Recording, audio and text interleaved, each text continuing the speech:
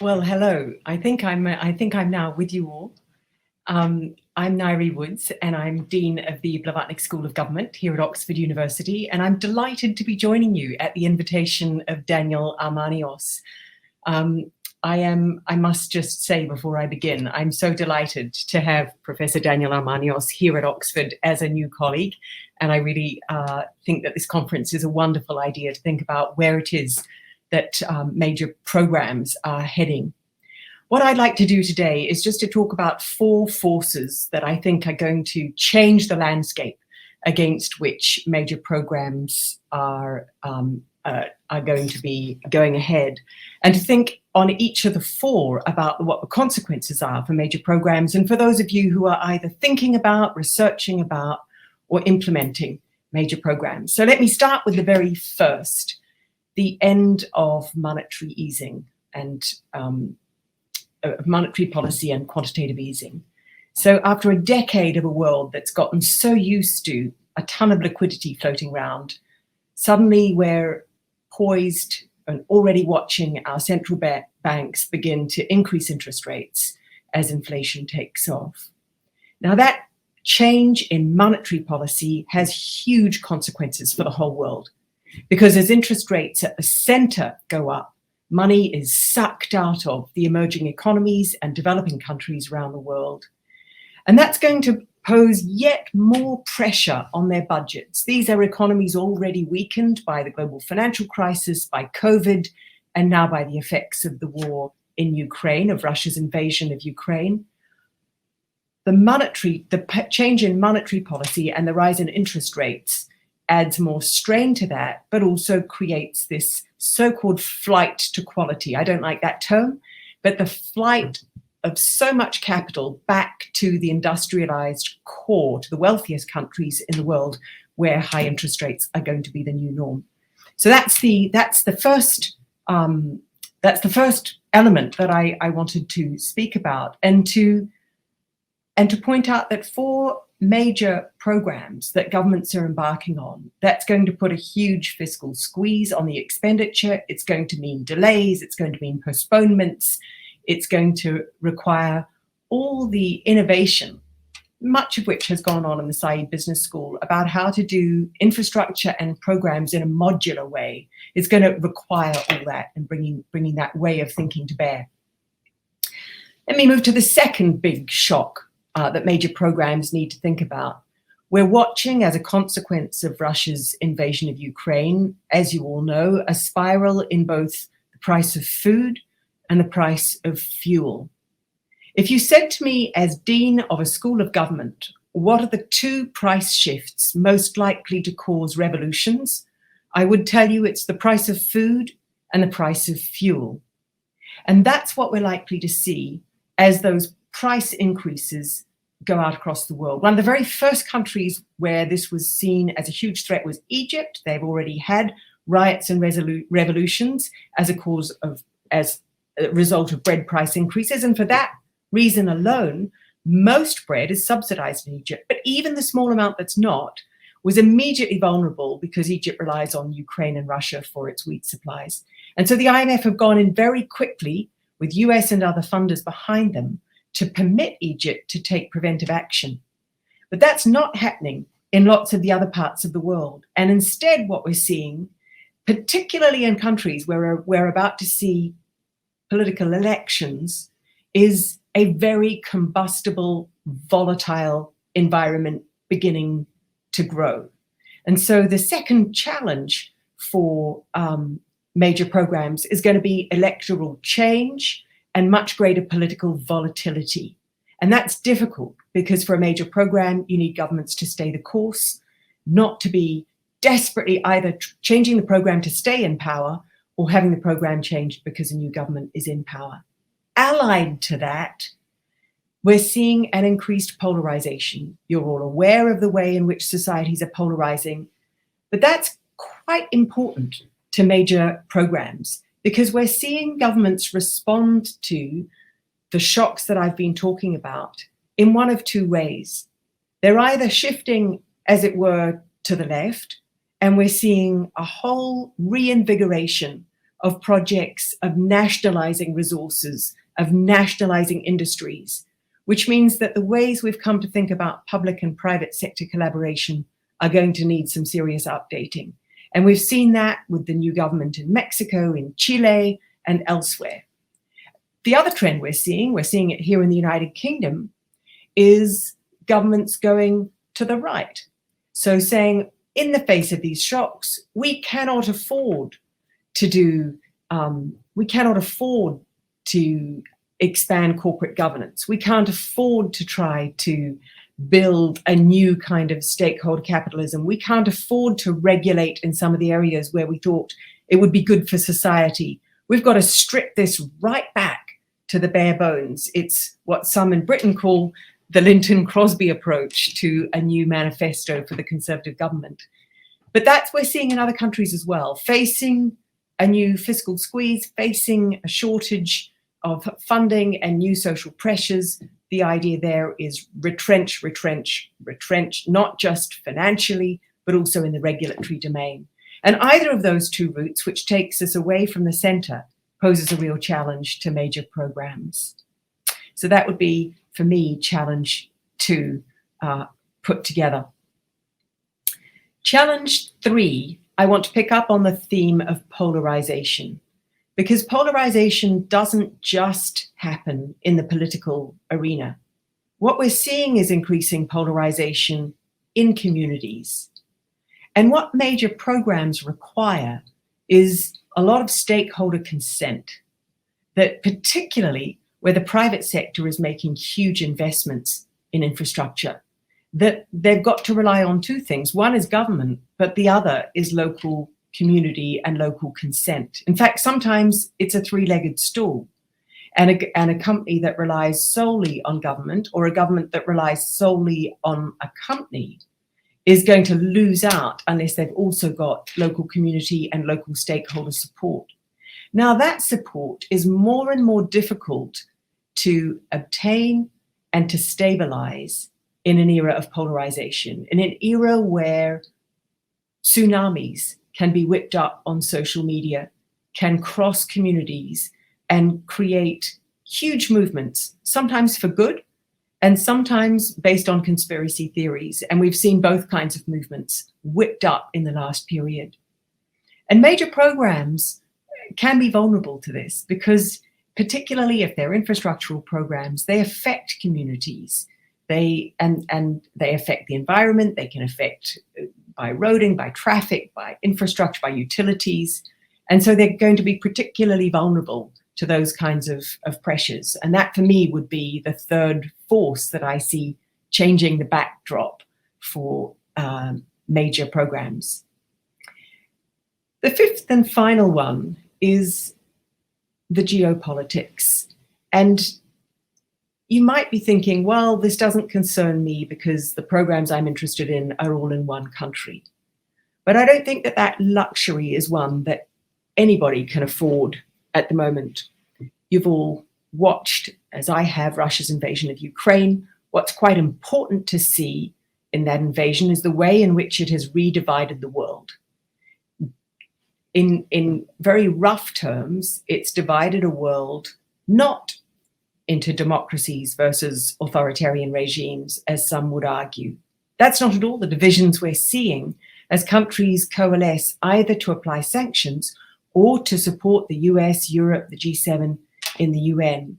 What we're seeing is one group of countries, the G7, the United Kingdom, some European countries, and the United States, leading on their vision of sanctions. And we're seeing an equally important coalition of the rest refusing to go along, not because they support Russia, but because they don't want to support a world in which just that country set all the rules and in which they are always the rule takers. And so there are major democracies in that group of abstainers or the coalition of the rest. South Africa, India, Brazil, for starters. There are 5 G20 countries in that coalition of the rest. And what that means is a world that's far more complex. One of the things that Europe has woken up to too late is a huge change in the international interdependence of countries across Africa. So just a couple of weeks ago, month ago, Europe hosted African leaders at a summit to try to do a catch-up in one summit. But the reality they were working against is that China is now by far the largest investor in countries across the continent of Africa. And Russia now supplies some 50% of the armaments to the continent of Africa. What's happened is the G7 have been displaced in the realpolitik for the continent. And so those countries are left asking, who do we need to keep alliance with? And with whom should we look if we want to do major infrastructure projects? In whose camp are we going to need to stand? Their answer is, we don't want to be in anyone's camp. We want to abstain. We want to make our own decisions. But we need to make those decisions on the basis of the interests that we already have. And those interests are bound up, yes, a bit with the US and the EU, but also with Russia and China. So the new geopolitics is one in which every European country and then every developing and emerging economy is going to have to navigate their way through a world in which the realpolitik and interests are going to make possible coalitions which are fundamental, coalitions in support of the UN Charter, but they will not make possible the kind of G7, OECD agenda, whether it's on a particular way of taking forward investment treaties, private sector and public-private collaborations, or infrastructural projects which meet, for example, European standards. There's going to be a battle over that ground, and I think that puts another complexity. So let me just pull those thoughts together, and then I'd love just to come to questions and a discussion about how you, as the experts on major programs, see your response to these issues. So what I've basically laid out today is, first, there's the issue of where the capital will flow, and capital will not flow to where infrastructure is most needed. Capital is going to flow back to the center, which is already capital rich. It's going to flow back to the United States and those countries in Europe that have high interest rates and are seen as flight to capital, but the US will be a big winner from that. And that, as I said, poses a question to you about how can we think innovatively about the financing of major programs. The second was around the politics of elections and what that means in two domains for major programs. What it means about how you work with governments and oppositions, because you need a continuity of partnership, and what it means for how you work with governments that are either going the nationalization route to the left or the new stripped back retrenchment route to the right. The third point I made to you today is about polarization and how that makes the task of stakeholder management in major programs much more difficult. It means you have to be on top of social media. You have to be on top of local community relations. You have to have an extraordinarily quick and nimble capability to respond and to understand that these tsunamis are not spontaneous. They are orchestrated, and they're orchestrated cleverly. And so both companies and governments are going to need strategies around that. And then finally, on the geopolitics, it's going to be vital to understand not just what the G7 think is right and what they want to do as countries forging standards and exporting models of major programs. It's going to be absolutely vital to take a fresh look at where other countries in the world see their interests and what kinds of partnerships they're going to need as they get hit by what I've described and others have described as a perfect storm of debt crisis, of famine, and of political turmoil.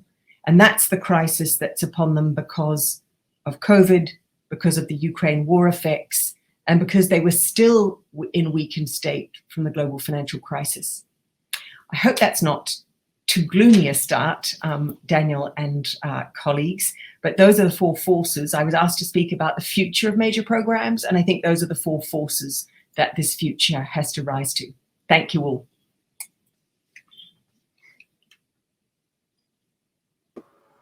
Thank you, Ngaire, for, as always, giving us tremendous food for thought, for reflection, both insightful and incisive comments on these four forces that spell the future for major programs, especially in extreme conditions. We already have one question from Paul Chapman. Thank you, Professor Woods. Do you see fiscal policy tightening as well as monetary policy? Various economies have invested into Build Back Better initiatives with vast sums invested in liberally thrown at infrastructure projects. Are those days coming to a close? If so, which kinds of projects do you think will be quietly shelved, deprioritized, or scaled back? Which kinds of projects are more likely to retain continued support?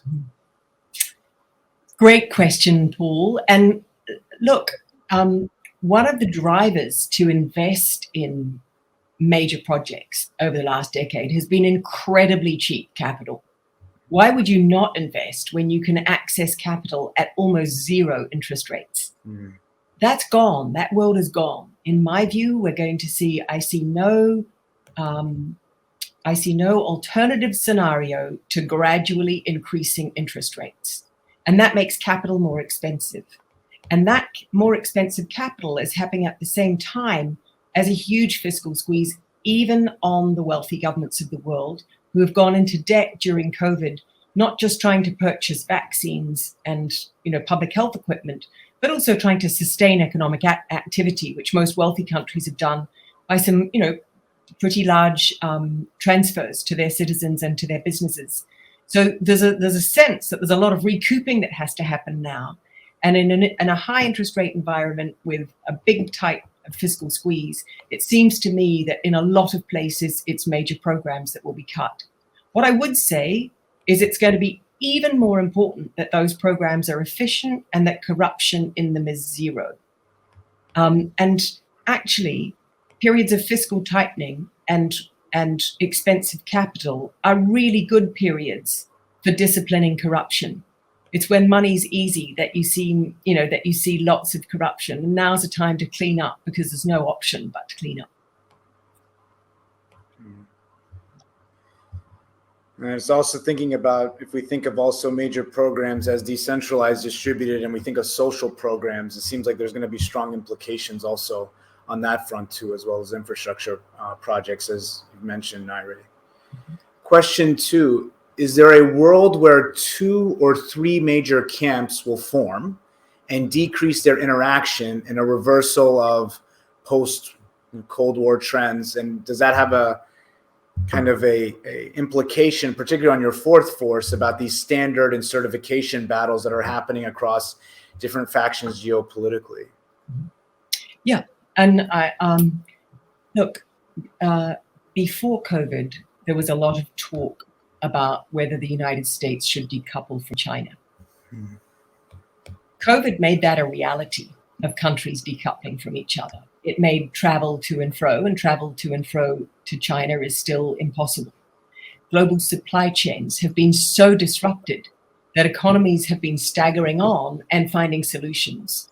The resilience of supply chains is now foremost in a lot of government and corporate minds, even more so than the kind of efficiencies of the global supply chains upon which we've all come to rely.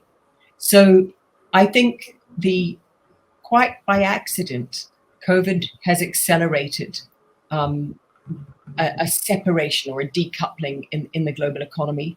And I think that the Russia's invasion of Ukraine could go either way. Oh, I, for one, will work with all my might to make sure that doesn't happen. That this war, if the West play it wrong and keep characterizing this, that the result of the war against Ukraine is a world divided into 2, democracies versus authoritarian regimes. They make the mistake, as Kissinger put it, of lumping all of their competitors and enemies into one camp. And that's always a strategic mistake. And so, there's obvious ways that we stop that happening. Just to give an example, and sorry, it goes slightly off your topic, Daniel, but, we all noticed the United States Secretary of Defense saying that the goal now is to weaken Russia. That's a huge mistake when you haven't managed to persuade countries like India, China, Brazil, and South Africa to be part of your coalition. Because those are all countries who will fight to uphold the sovereignty of Ukraine or any other country because they want others to uphold their sovereignty. But if you put to them the idea of a coalition that aims at weakening another sovereign country, what they hear is not that will make us safer from Russia. What they hear is, and then they'll come at us and try to weaken us. And so it's an extraordinary coalition splitting move that's been made there. And there's going to have to be a lot of work to try to patch that back.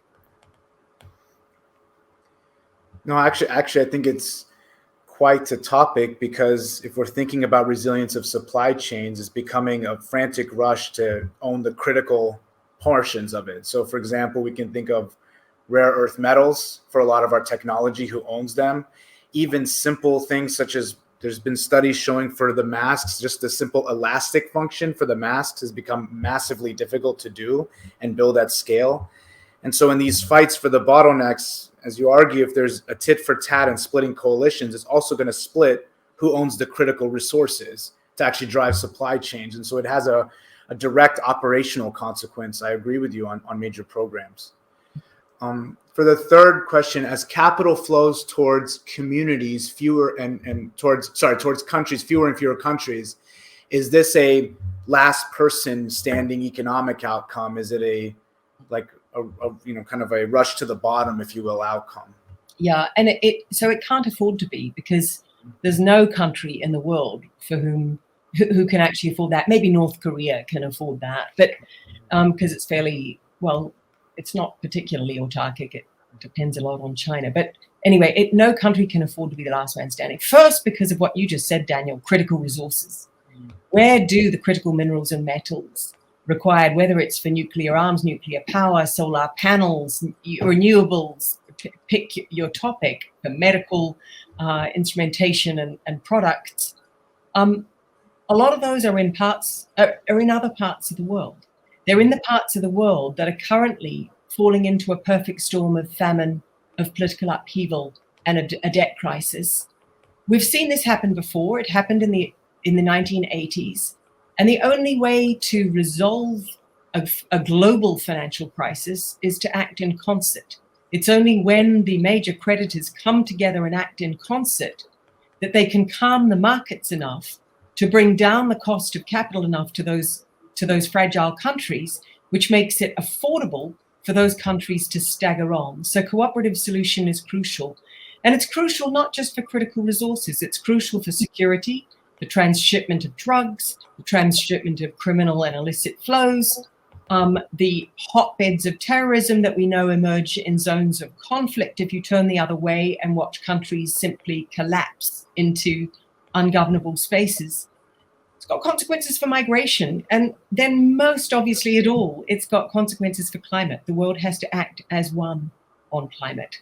And the climate change that's already happening is yet another part of the perfect storm, the tsunami that's hitting those other countries. So to the person with question 3 about capital flows, yes, it's going to be more accessible to, as it were, the last man standing, which is the United States, dollar still being the reserve asset. But it's going to be more expensive even in the United States. And the United States cannot afford to sit as a fortress in a sea of complete insecurity and bedlam. No, in the worries about this, I actually see in what you're saying, Ngaire, kind of actually a tinge of optimism and even a call for action for major program managers, because if these critical assets are distributed in different parts of the world who need assistance, it's going to force coalition building to get anything done. And so perhaps even if we want to think potentially even provocatively, perhaps major programs could be the start of, historical track 2 kind of diplomacy to build trust again on things where we all need it to rebuild coalitions. We've seen this in the Middle East with, light synchrotron systems and others to try to breed trust in areas that are not. So perhaps even major programs could be an interesting diplomatic or policy measure to kind of rebuild coalitions, which is an intriguing concept. So question 4, are today's governments and voters transferring debt down the generations that future generations could legitimately refuse to recognize? So the intergenerational aspects of this, especially given the longevity of these projects. Mm-hmm. So there are examples of debt that future generations have refused to recognize. And one example is what was recognized as odious debt at the end of the Cold War, where countries with those critical minerals and resources, like what was then called Zaire and is now called Democratic Republic of the Congo, had been given money hand over fist by the IMF, by bilateral donors, by the West, in order to keep President Mobutu on the right side of the Cold War. What happened at the end of the Cold War was one of the most impoverished people in the world were then told that they had to pay back these millions, most of which never saw their country. They went straight into Mobutu's Swiss bank accounts. And the question was that fair? Was it fair to burden this generation and future generations of Congolese to pay off the debt of a completely corrupt dictator who the West basically bankrolled and funded, and nobody ever had any doubt that this was a truly corrupt dictator? And that's the kind of, in a way, the easy case of odious debt, although it was extremely difficult to get that argument accepted because of concerns about moral hazard and what would happen if you started letting people not pay their debts. But I think this question has a deeper element, and that's what should governments be doing at this time? Should they be acting counter-cyclically or should they be acting cyclically? In other words, should governments be retrenching hard as capital becomes more expensive and as their countries, as GDP slows? Should they retrench hard and squeeze their population further? Or should they actually spend more even though they're already indebted? And I think that's a really important debate that we've seen played out over the last 2 years during COVID and actually after the global financial crisis. And there's two sides to this debate. One is the side that says, look, governments are terrible. They always treat windfalls, positive windfalls, as if it's a permanent new source of income. And they always treat negative shocks as if they are transitory. And so they always hope that tomorrow there's going to be a better day, when actually they would be dispossessing, as the questioner asks, future generations if they go too far down that line. On the other hand, if governments act counter-cyclically at every turn, they can take a downturn and turn it into the Great Depression. And we've been there in the world. And we saw the G20 at the end of 2008 with the global financial crisis avoid that outcome by promising to do the exact reverse. And that's where I think we sit at the moment. Governments are going to have to do what they can to be counter-cyclical under huge constraints. Now this is, and I was thinking of just overlaying also the strategic approach that different countries use to cancellation. So for example, if we look at, I think Africa is a really interesting context, especially West Africa. There's some countries like the Norwegians that have just canceled debt wholesale, while others, such as the Chinese, are using the cancellation to strategically encourage these countries to take more kind of infrastructure on. And so it's interesting to see how this overlays with the strategic intentions of these countries as well, not just the economic side of things, which I think is going to be quite interesting to see. And if we're trying to build coalitions around this where the cancellations can come at a scale where they could make a difference, how to balance that with the strategic interests of each of the countries involved is going to be, I think, quite interesting. Okay, yes, all right. So question 5, an opinion from Osman Heba. Thank you, Professor Woods. In my opinion, the West is generally committed a huge mistake in the past in linking the funds of major projects in Africa with the transparency of the African governments, which eventually delayed the progress in many vital sectors in Africa. This is where exactly China found an opportunity to meddle with the existing regimes in Africa to gain stakes in major and important sectors in Africa. So I guess in summary, how do you think of, Ngaire, how do you think of this linkage between investment in major projects and transparency? Is it an important one? Is there potentially pushback from other countries who could exploit that link? Well, what's your thoughts on this? Well, Osman, I'm intrigued to know which projects in the past you thought were so tightly tied to transparency. Because if we take the last sort of century, actually, for most of that time, the West linked major projects to its own companies. It was basically a way of subsidizing their own companies. Mm-hmm. And that's still the case with, USAID, for example, hugely earmarked and only delivered through US private sector companies.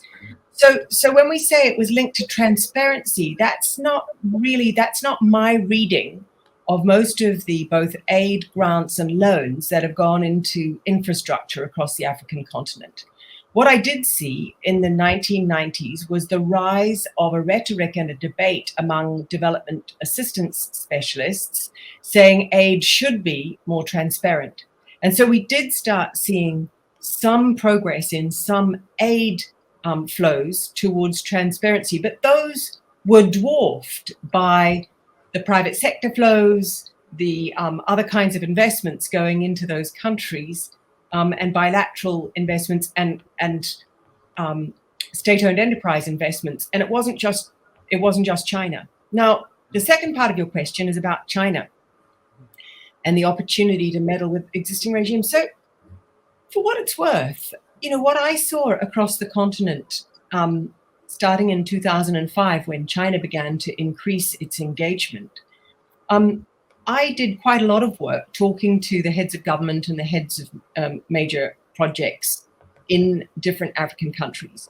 And one of the things that they found attractive about China as a partner was that China was delivering to them an all-in-one package.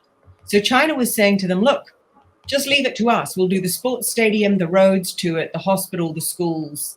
You don't have to worry about it. We've got it. We'll do the whole lot. And I would sit in a room and hear that from one angle. And then on the other side, there would be a group of maybe 6 or 7 European donors and the United States, Canada maybe, saying, okay, well, we will build one school, but if you want to do a road, then you'll have to do a procurement through the World Bank, and you'll have to only look at this kind of company. And then if you want to do this other project, you'll have to actually go to those other people. In other words, the transaction costs of putting together that kind of program looked impossible to those governments. They, so there was a kind of management component. I think we're just too quick to say African countries accept Chinese investment because China lets them pursue corruption. I think the huge mistake that makes is that it stops us from learning. We're scholars here in this university. We should be learning. Is that true? That's a hypothesis. So let's talk to those governments. Let's look at the financial flows. Let's look at where it is that there's gross corruption and where it is that there isn't. And let's look at who's behind that corruption. And then on the basis of that, let's form some hypotheses about how and when these contracts proceed or not. And so I would prefer to go that way. Yeah. No, I was actually... This made me think of a deeper systems level question, if I may follow up on this, Ngaire, because I think it's interesting. I think the deeper question is whether major projects are a fulcrum for the re-exploration or re-investigation of the Bretton Woods kind of institutional framework that's happened geopolitically. So you see, on one hand, the World Bank, IMF, you see the Asian Infrastructure Investment Bank, you see some conflict arbitration happening within China. So if we took it to the systems level, understandably, empirically, we need to do the work to understand when are these cases in the way you're thinking of it. I'm curious what you think about this when we take it up to the systems level. Are major projects potentially a way where over time, especially when we put it to your fourth force about the coalition of the rest and G7, is that forcing us all to rethink what will be the kind of stasis globally in terms of how we think about the role of Bretton Woods institutions versus these other ones that are emerging? Do you see major projects or major programs as a way to do we need to rethink that so that they are more inclusive? Do we need to think about what this means and how to build ties across these groups. I'd be curious if we took it up a level, understandably needing the empirics to look at this. I completely agree with you. What does this mean at the kind of, the global systems level, if you will? And I think we're already, it's a great question. I think we're already seeing the international financial institutions, development finance institutions working in concert in different ways. Full disclosure, I sit on the international advisory panel of the Asia Infrastructure Investment Bank. There's a lot of writing about the Asia Infrastructure Investment Bank and the role China plays or doesn't play in it. But if you actually just look at the balance sheet, and I'm sure as a business school, that's the first thing you will look at. If you look at the balance sheet, almost all of their lending is in partnership with the World Bank and with other multilateral development banks. So they are adopting all of those standards. The AIIB set out to be clean, lean, and green. It's set out to be, and the kind of climate agenda and the sustainability agenda is the top of its lending. So some 62% of its pipeline lending will go to climate projects, climate mitigation and adaptation projects. The second thing it's trying to be is lean. It's trying to be really efficient, not create huge bureaucracy, but work really with governments, with other organizations to deliver in a much cheaper way an internationally cooperative solution. And the third thing it's trying to do is to be clean, like have a zero tolerance of corruption, and to do that in partnership with other organizations, which is difficult everywhere in the world, as every country faces scandals. I just got back from Berlin this morning, and so there were some lively conversations about the Wirecard scandal in Germany while I was there. So I think it probably does need some rethinking and innovation, but actually, Daniel, I think that's happening to some degree, and I think it's driven by climate. So it's driven by the need to really think about what a new green infrastructure looks like that can support decarbonization. I think it's driven by a sense that technology and digitization can enable us to do smarter technologies that are not just greener, but that are also cheaper and easier to run for countries with low capacity. I worry, as I've already said today, that there isn't the capital to get behind those two goals. This is extremely insightful. It's like taking the all-in-one package you can do with the Chinese and figuring out institutional scale to do it with multilateral cooperation, which is quite interesting, which I never thought of. It's really fascinating. Okay, next question. Question 6. Does what happened recently with Mozambique's quote-unquote tuna bonds demonstrate that banks and others still see little risk in facilitating bad governance? It seems like a different take on the questions we've dealt with previously, Ngaire. Yeah. So it's a great question about who bears the risk. Who bears the risk? Do our banks, do our companies bear the risk? I think actually our banks and companies do increasingly bear a huge risk. Now you could say, is it the risk of being found out? And back to Wirecard, are you really going to be found out, or like? But I'm talking about the risk when you are found out, of what that does to the corporate leadership, the corporate board, the corporate investors, the institutional investors that fall behind it. And in a way, what's happened in Ukraine has shifted that agenda along quite quickly. If anyone had proposed 2 years ago that in light of a political, an invasion or a political move, major companies around the world would see themselves, whether they liked it or not, required to disinvest from requiring to pronounce that they would disinvest from a country with nobody telling them they had to. I think we would have thought it was unlikely, and yet we saw this extraordinary kind of wave sweep through private sector companies. Some of it is because the leadership feels that that's the right thing to do. Some of it is because The leadership worries that institutional investors will flee if they don't do that. Some of it's because they're worried that their best employees will walk out the door if they don't do it. So those forces are there. So I don't think I completely agree that there's little risk in facilitating bad governance. Mm-hmm. But I'm not complacent about that. I hope you don't take that as an argument for complacency. No. In fact, I think it ties with the third force you mentioned about polarization, where because things can turn quite quickly with information spread, social media, whether true or not, where exposure can happen much quickly and at scale, it becomes a deterrent for some of these issues. Because if you get exposed at scale and quite publicly. So I think this is an interesting point that kind of ties with where I think some of the downsides you mentioned of polarization of the third force, but also some of the opportunities it does to reorient into better practices. Given the time, we only have, I think, 4 minutes. I think I'm going to combine questions 7 and 8 because I see them actually as quite related. So I think question 8 ties with question 7. So thank you so much for this insightful keynote, Dr. Woods. To your comment on the importance of collaboration on a global scale in order to respond to these issues with the united front, what are some of the steps major programs can take in order to support such collaboration and unification, which ties to question 7 of what are some best practices that could be done in major programs to handle these issues? Wow, it's a very broad question. I'm trying to kind of find the essence of the question there.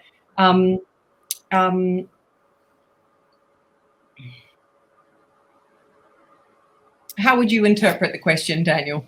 Yeah, maybe what might be the best way is just thinking of in your experiences, Ngaire, some cases where you've seen some major programs handle this quite well. Based on the forces you've mentioned, maybe do you see a particular example that comes to mind of a major program, either by a government or a corporation that, says, wow, they've really kept in mind these forces, whether it's now or prior, and how that's helped them address the way forward. Maybe if we're doing a case analysis empirically, a good case that you've seen really reflects that. Interestingly, whether anonymous or. Yeah. So,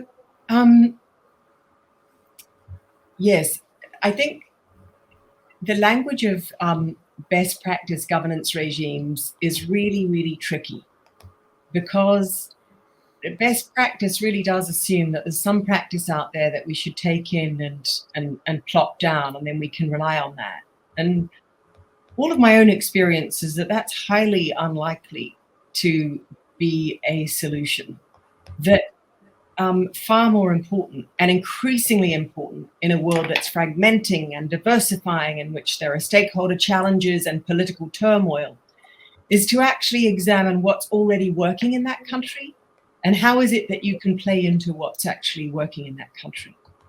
And I think that the single largest point of failure of major programs is the timing and rationale for the political decision to go ahead with them. That, if I had to sum up what I thought was the most persistent failure, it's that. It's where either an international agency or a politician has been persuaded or has decided to rush into a decision and announce that this is what they're going to do no matter what. Perhaps for the sound reason that they think if they announce it, it will then happen. And what happens then is a badly specified project with a bad financial structure and discipline behind it, with far too little community adaptation of the scheme, with far too little coherence to all the different stakeholders that are going to be needed to make this program work, starts romping ahead. And whether it's the Bujagali Dam in Uganda, whether it's the Brandenburg Airport in Berlin, which I took off from this morning, which ended up a decade late and hugely, massively over budget. It comes down to, when was the decision to go ahead made? And when it's been rushed and made for political reasons with insufficient preparation, and insufficient heeding of what the different needs are of the people that are going to be served by this infrastructure and how it's going to work and how it's going to be funded and what alternatives look like. When that work's not done and they've rushed to a decision, it's a sort of single point of failure, really. Well, with that, I think that's a great segue to end the session, Ngaire. I think it ties really well, actually, even to yesterday, that when we have distributed kind of programming, thinking that it's a one-size-fits-all and that you don't evolve with the risks and the nuance can really lead to quite a bit of damage. And building more collaborative structures that are more agile, that try to develop methods as opposed to assume what the end should be, it could be potentially a way forward. And I just wanted to thank you, Ngaire, for spending so much time with us. And we know your schedule is really tight, so really appreciate you spending time with us today. And with that, we will go ahead to break. Remember, there's a drop-in for the MSc, as well as we'll start the panel to unpack Ngaire's very rich keynote today at 5:30. Thank you so much. Thank you, Daniel, and good luck with the rest of the conference. Thank you. Nice being with you.